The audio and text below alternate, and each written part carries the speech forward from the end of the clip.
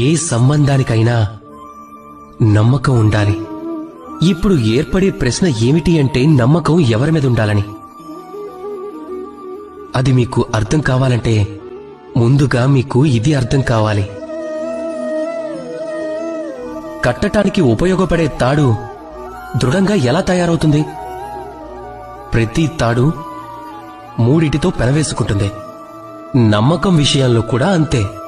ఈ విధంగానే నమ్మకం కూడా ఆధారపడి ఉంటుంది. మీరు ఎవరితో నమ్మకం అనే బంధాన్ని జోడిస్తారో వాళ్లకి మీ జీవితంలో 3 విషయాలు తెలిసుండాలి, అర్థం చేసుకోగలగాలి. మొదటిది, మీ నవ్వు వెనుక దాగి ఉన్న మీ బాధ. రెండవది, మీ కోపం వెనుక ఉన్న మీ ప్రేమ. ఇక మూడవది, మీ మౌనం వెనుక దాగి ఉన్న మీ మాటల అగ్నిపర్వతం.